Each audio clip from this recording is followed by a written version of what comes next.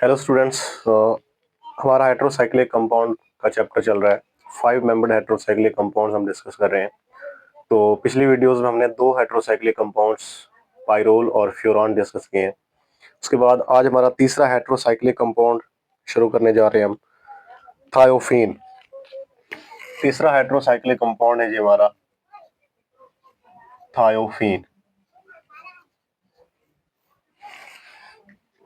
तो इसके सारे एस्पेक्ट्स वही हम डिस्कस करेंगे। इसकी स्ट्रक्चर होगी, इसका एरोमेटिक कैरेक्टर है, इसके बाद इसके सब्स्टिट्यूशन रिएक्शंस जो है वो, और सब्स्टिट्यूशन के अलावा जो दूसरे रिएक्शंस देता है वो, ये जो सारी प्रॉपर्टीज हम इसकी डिस्कस करेंगे। सिंथेटिक मेथड हो गए इसके। तो आज हम स्टार्ट करने लगे हैं। सबसे पहले इसकी स्ट्रक्चर, थायोफीन की स्ट्रक्चर।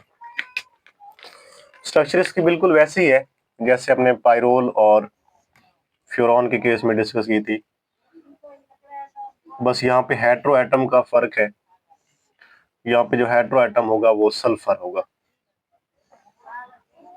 उसके बाद इसके अगर ऑर्बिटल्स बनाए तो इस तरह से इसके ऑर्बिटल्स बनेंगे। ये जिसके ऑर्बिटल्स हैं, और इसके अंदर 2 इलेक्ट्रॉन, इसके अंदर भी 2 इलेक्ट्रॉन, 1 इलेक्ट्रॉन, 1 इलेक्ट्रॉन, 1 इलेक्ट्रॉन, और इसके अंदर भी 1 इलेक्ट्रॉन है। यहाँ पे H मौजूद है जी। अब अगर बात करें इन अनपेयर्ड इलेक्ट्रॉन्स की, अनशेयर्ड पेयर ऑफ इलेक्ट्रॉन्स की, तो ये 3p ऑर्बिटल है सल्फर का। 3p ऑर्बिटल है जिसके अंदर इलेक्ट्रॉन का पेयर मौजूद है। उसके बाद ये जो है ये अनशेयर्ड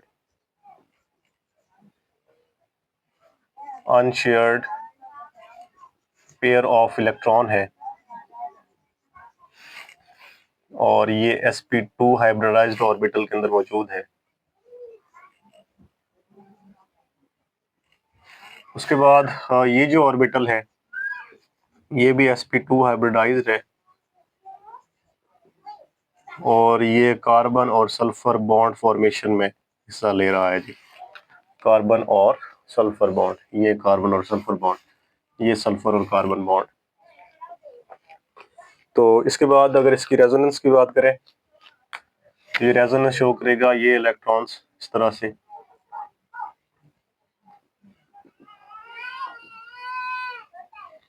और उसके बाद इसका लोअर पार्ट है वो यहाँ से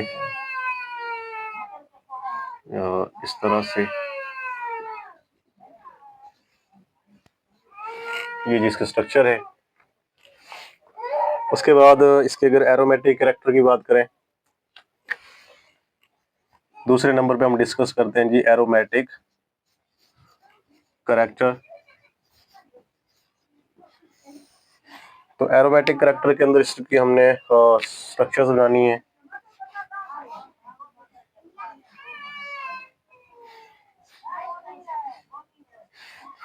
अब स्ट्रक्चर इसकी देख लेंगे। इस तरह थायोफीन का स्ट्रक्चर होगा। तो ये लोन पेयर यहाँ पे, ये जो बॉन्ड है यहाँ पे नेगेटिव चार्ज की शक्ल में आ जाएगा। इस तरह से यहाँ पे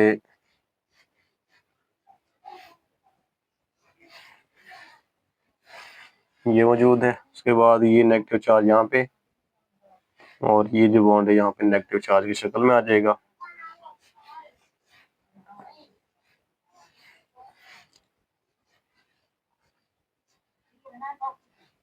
यहाँ पे नेगेटिव चार्ज। उसके बाद नेक्स्ट स्ट्रक्चर, ये नेगेटिव चार्ज यहाँ पे, और ये इधर आ जाएगा। तो ये नेगेटिव चार्ज, ये बॉन्ड और ये बॉन्ड। इसके बाद ये दोबारा यहाँ पे आएगा तो पहले वाली स्ट्रक्चर बन जाएगी। अच्छा, ये है, ये इसकी रेजोनेटिंग स्ट्रक्चर्स हैं।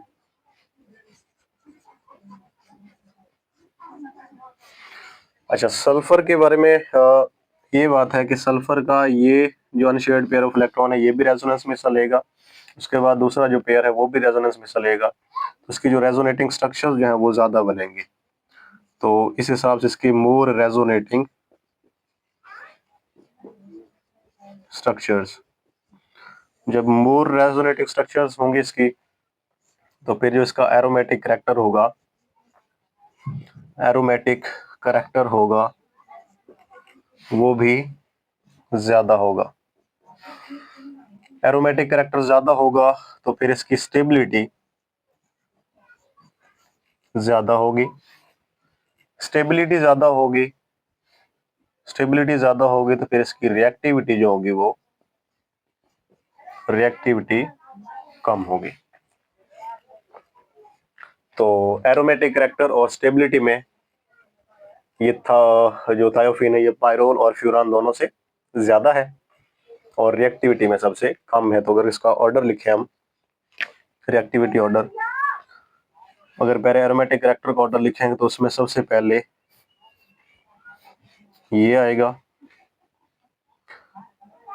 एरोमेटिक करैक्टर के केस में, और उसके बाद ये आएगा, और उसके बाद ये आएगा। ये जी एरोमेटिक करैक्टर का ऑर्डर है, aromatic character.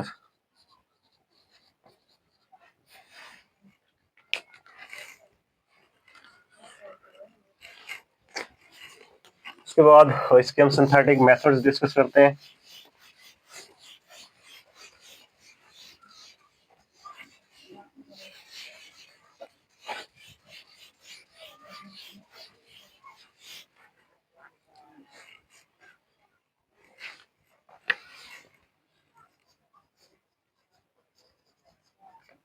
Synthetic methods of thiophene.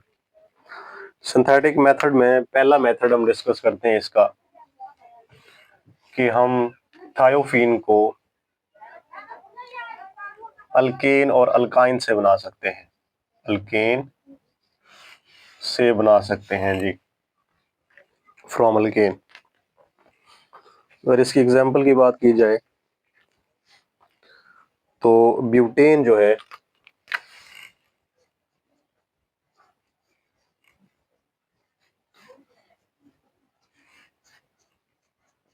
ये ब्यूटेन है जी,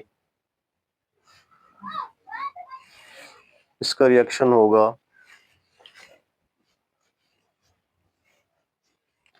800 डिग्री सेंटीग्रेड टेम्परेचर पे, 600 से 800 तक, और इसके नतीजे में हमें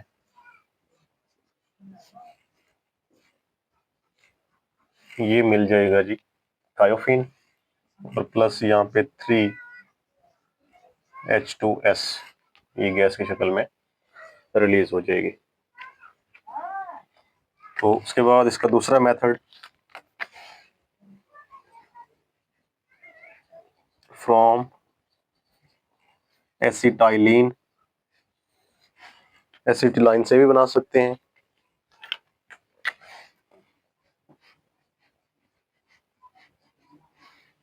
ये जी एसिटिलाइन के दो मॉलिक्यूल आगे प्लस H2S, ये रिएक्शन होगा Al2O3 की मौजूदगी में 400 डिग्री सेंटीग्रेड टेम्परेचर पे। तो इसके बाद हमारा जो प्रोडक्ट है वो थायोफीन आ जाएगा।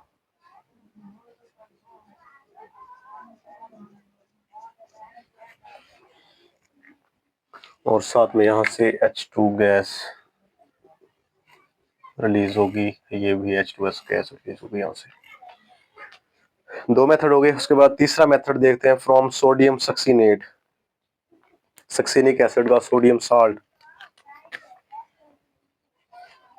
From sodium succinate. Sodium succinate से बना सकते हैं इसको। सोडियम सक्सीनेट के स्ट्रक्चर की अगर बात की जाए तो कुछ इस तरह से होगी उसके स्ट्रक्चर।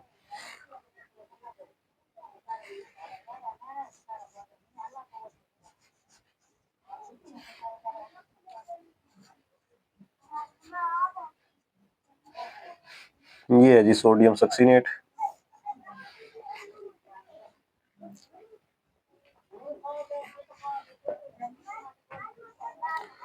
P2S3 और टेम्परेचर यहाँ पे है 180 डिग्री सेंटीग्रेड। तो इसके नतीजे में हमारा डिजायर्ड प्रोडक्ट थायोफीन हासिल हो जाएगा जी। थायोफीन।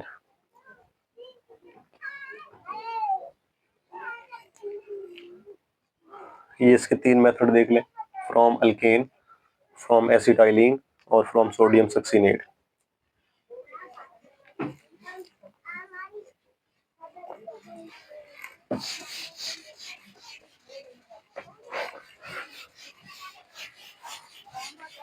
उसके बाद हम इसका चौथा मेथड डिस्कस करते हैं जो कि हम पिछले कंपाउंड्स में पढ़ के आए हैं, वो पाल नॉर सिंथेसिस। चौथा मेथड है जी Paal Knorr synthesis of thiophene. Paal Knorr synthesis. अगर इसके जनरल रिएक्शन की बात करें तो एसीटोनाइल एसीटोन यूज करेंगे। एसीटोनाइल एसीटोन।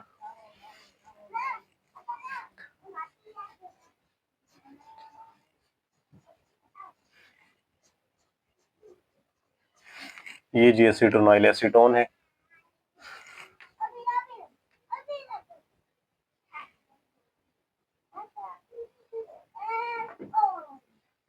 फास्फोरस पेंटासल्फाइड की मौजूदगी में इसका रिएक्शन होगा। P2S5 की मौजूदगी में 95 डिग्री सेंटीग्रेड आई थिंक इसका टेम्परेचर है।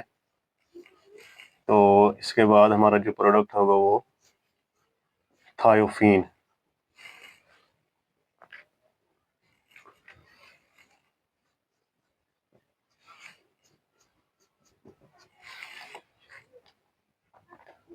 टू 5 डाई मिथाइल थायोफीन आ जाएगा जी। उसके बाद अगर इसका मैकेनिज्म की बात करें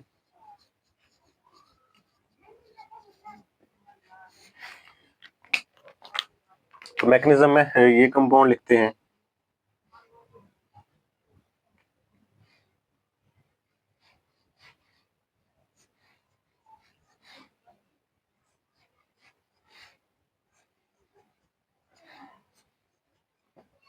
इसी कंपाउंड को इस तरीके से भी लिख सकते हैं। इसका जो सबसे पहला स्टेप है, पहले स्टेप में P2S5 95 डिग्री सेंटीग्रेड टेम्परेचर पे इसमें से एक जो ग्रुप है ऑक्सीजन का उसको कन्वर्ट किया जाता है सल्फर के ग्रुप में। बाकी ये CH3 ये CH3 वैसे का वैसे आ जाएगा। ये जिसका पहला स्टेप है तो इसको हम कहेंगे कि कन्वर्जन ऑफ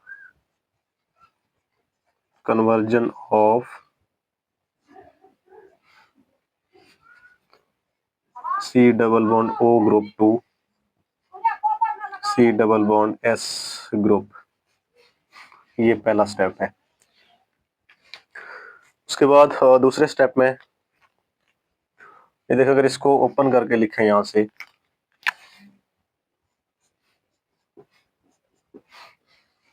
देखें एक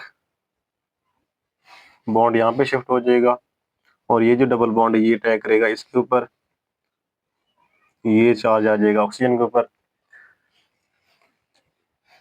और यहाँ से ये जो प्रोटॉन निकला है। उसके बाद हमारा ये साइक्लाइजेशन दूसरा स्टेप है।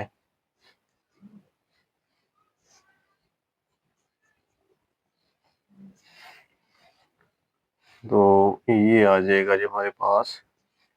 उसके बाद ये जो प्रोटॉन निकला है ये प्रोटॉन यहाँ पे आ जाएगा।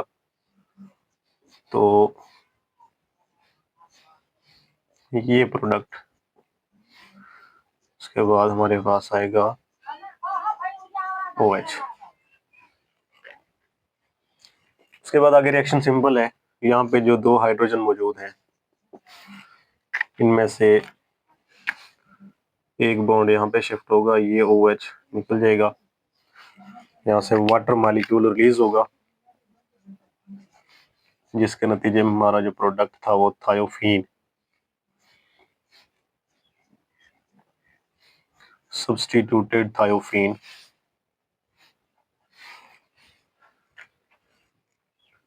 2,5 dimethyl thiophene, 2,5 dimethyl thiophene prepare हो जाएगा। पहला step conversion of carbon oxygen double bond to carbon sulphur double bond. और अगर इसके दूसरे स्टेप की बात करें तो ये साइक्लाइजेशन है, साइक्लाइजेशन स्टेप है। और उसके बाद तीसरा स्टेप है removal of water, removal of H2O molecule, जिसके नतीजे में हमारे पास 2,5 डाइमिथाइल थायोफीन आ जाएगा।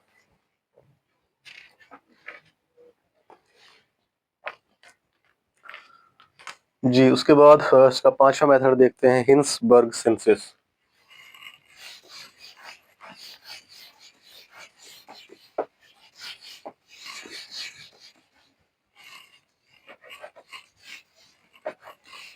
पांचवा मेथड है जी हिंसबर्ग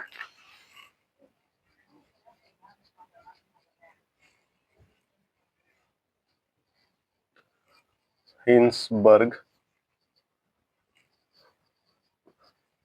सिंथेसिस। हिंसबर्ग सिंथेसिस की अगर जनरल रिएक्शन की बात करें तो यहाँ पे एक हमारा मॉलिक्यूल यूज होगा बेंजिल का,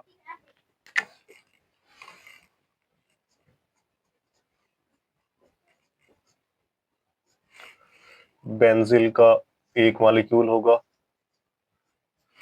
प्लस इसके साथ डाई इथाइल डाई और थायोडाई एसीटेट EtO2C। उसके बाद सल्फर,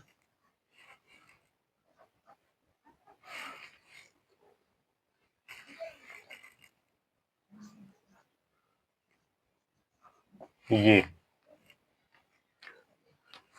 इस कंपाउंड का नाम है डाई थायोडाई एसीटेट, थायोडाई एसीटेट।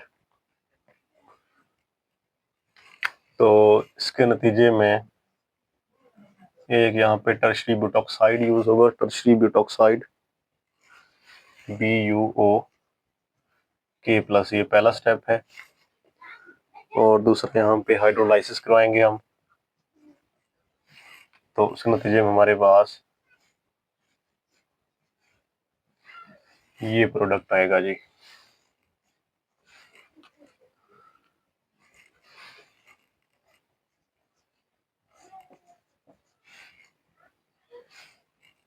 और इस साइड पे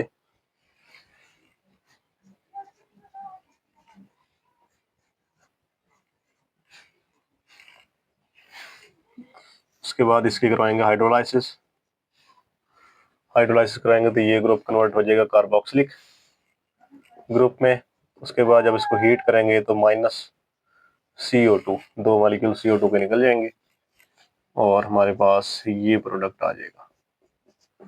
यहाँ पे भी पीएच और यहाँ पे भी पीएच। ये इसका जनरल रिएक्शन है। इसके अगर मैकेनिज्म की बात करें,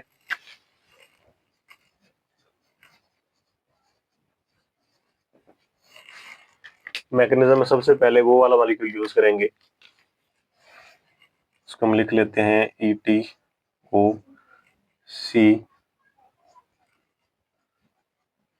यहाँ पे जो दो H है उनको मैंने ओपन करके लिख दिया है।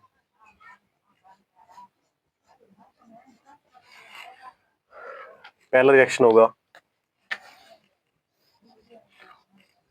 BuO, ये जो बेस है ये यहाँ से प्रोटॉन निकालेगी। उसके बाद हमारा जो प्रोडक्ट बनेगा वो कुछ इस तरह से आ जाएगा। यहाँ पे आ जाएगा नेगेटिव चार्ज सल्फर, और ये आ जाएगा CO2 उसके बाद इसका रिएक्शन होगा इस मॉलिक्यूल के साथ, तो इसको हम यूं लिख लेते हैं।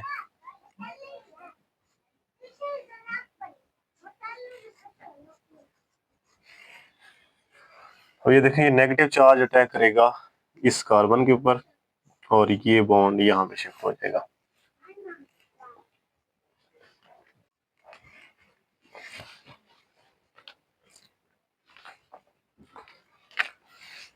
बेस के अटैक करने से यहाँ से प्रोटॉन निकल जाएगा तो नेगेटिव चार्ज आ जाएगा। ये नेगेटिव चार्ज अटैक करेगा इस कार्बोनाइल कार्बन के ऊपर और ये नेगेटिव चार्ज की शक्ल में ऊपर शिफ्ट हो जाएगा। उसके बाद इसको कुछ इस तरीके से लिखेंगे हम। ये देखें, यहाँ पे CH बचा है, CH। अब इस CH का एक बॉन्ड जुड़ गया आगे जाके कार्बन के साथ। अब ये कार्बन एक साइड से आगे O नेगेटिव के साथ, PH के साथ और COPH के साथ जुड़ा हुआ है। और इस तरह ये CH दूसरी साइड पे COOET के साथ, फिर उसके बाद सल्फर के साथ, सल्फर आगे फिर इस ग्रुप के साथ जुड़ा हुआ है। तो इस ग्रुप को हमने ओपन करके लिखा हुआ है, तो इस शक्ल में लिखेंगे। उसके बाद देखेंगे नेगेटिव चार्ज अटैक करेगा इस कार्बन के ऊपर, तो ये OET ग्रुप निकल जाएगा यहाँ से, तो ये कार्बन और ऑक्सीजन का डबल बॉन्ड आ जाएगा। उसके बाद बेस ये प्रोटॉन निकालेगा, ये बॉन्ड यहाँ पे शिफ्ट हो जाएगा, ये बॉन्ड इस तरह आ जाएगा। तो इसके बाद हमारी कुछ ये वाली स्ट्रक्चर आएगी जी। इस स्ट्रक्चर में अब देखें कि ये पूरा जब पूरा ग्रुप है ना, ये CH2 COO नेगेटिव बनेगा, CH2 COO नेगेटिव, और इसके साथ यहाँ से जो पोटाशियम निकला था वो इसके साथ आगे जुड़ जाएगा, तो ये ग्रुप आ जाएगा। उसके बाद बेस आएगा, यहाँ से एक प्रोटॉन निकाल लेगा, तो ये नेगेटिव चार्ज की शक्ल में यहाँ पे आ जाएगा। उसके बाद ये नेगेटिव चार्ज अटैक करेगा इस कार्बन के ऊपर, ये नेगेटिव चार्ज यहाँ पे आ जाएगा ऑक्सीजन के ऊपर, और ऑक्सीजन वाला नेगेटिव चार्ज बेस से प्रोटॉन ले लेगा। तो इसके बाद देखें ये वाली स्ट्रक्चर बनी है, ये CH का बॉन्ड जाके इस कार्बन के साथ जुड़ गया और ये आगे फिर यहाँ से जो O नेगेटिव बना था उसने प्रोटॉन उठा के ये OH की शक्ल में आ गया है।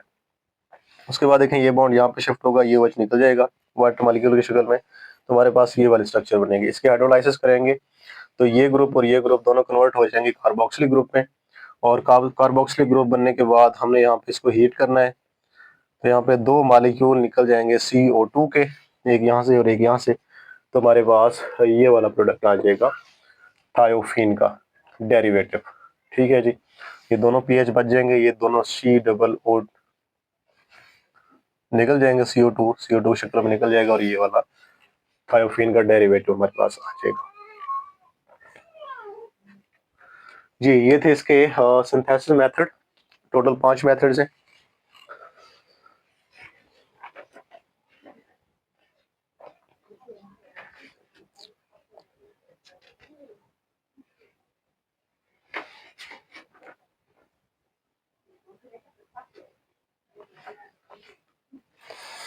उसके बाद अगर इसकी केमिकल रिएक्शंस की बात करें तो केमिकल रिएक्शन इसके बिल्कुल वैसे ही हैं जिस तरह हमने लास्ट लेक्चर्स में पायरोल और फ्यूरॉन के लिए डिस्कस किए थे। फ्रीडल क्राफ्ट, अल्काइलेशन, साइलेशन, उसके बाद इसकी जो फॉर्माइलेशन की थी वो हेलोजिनेशन है, सल्फोनेशन है, नाइट्रेशन है, और उसके बाद हमने एक प्रोटोनेटेड लास्ट टाइम फ्यूरैन के लिए रिएक्शन किया था, तो वही रिएक्शन इसमें भी आएगा। प्रोटोनेटेड थायोफीन का रिएक्शन होते हैं, ट्राइमर फॉर्मेशन होती है, रिडक्शन होती है, ऑक्सीजन होती है, बिल्कुल सारे के सारे रिएक्शन पायरोल और फ्यूरैन वाले हैं। तो इसमें सल्फोनेशन, हेलोजिनेशन, अल्काइलेशन, असाइलेशन इसमें फ्रीडल क्राफ्ट हमने पढ़ी थी, और फॉर्माइलेशन हमने विल्स मेयर हाक की फॉर्माइलेशन की थी, वो भी इसमें बिल्कुल है। ऑक्सीडेशन की थी वो भी इसमें है, रिडक्शन भी है, और बस जी जितने भी रिएक्शन हमने पिछले फ्यूरान और थायोफिन के लिए किए हैं वो सारे के सारे रिएक्शन इसमें भी शामिल होंगे। तो अगर आप सिर्फ हेटेरो एटम आपने जस्ट वहां से चेंज करना है, हेटेरो एटम जिस तरह फ्यूरान में ऑक्सीजन था, पायरोल में नाइट्रोजन था, उसको हटा के अगर आप उसकी जगह पे सल्फर लिख देंगे तो वो सारे के सारे केमिकल रिएक्शंस थायोफिन के लिए हो जाएंगे। बिल्कुल आप वही केमिकल रिएक्शन इसके लिए कर सकते हैं और वही करने हैं। तो ये जी थे हमारे 5 मेंबर्ड हेटेरोसाइक्लिक कंपाउंड्स, 5 मेंबर वाले, जो कि आज इख्तिताम को पहुंचे अपने। तो उसके बाद हम नेक्स्ट स्टार्ट करेंगे 6 मेंबर्ड हेट्रोसाइक्लिक कंपाउंड, और उसमें से हमने सिर्फ एक पढ़ना है, एक कंपाउंड पढ़ेंगे पहला। तो बाकी जो नेक्स्ट कंपाउंड होंगे ऑक्सीजन और सल्फर वाले, वो बिल्कुल उसी पैटर्न पे होंगे, वही उसके सिंथेटिक मेथड्स, उसके बाद वही उसके केमिकल रिएक्शंस, और उसके बाद उसके जो बाकी सारी प्रॉपर्टीज हैं वैसे की वैसे रहेंगे, सिर्फ हेट्रो एटम हम जस्ट चेंज करना है। तो ऑक्सीजन और नाइट्रोजन की जगह पे जब सल्फर आ जाएगा तो फिर वो थायोफेन के लिए हो जाएगा।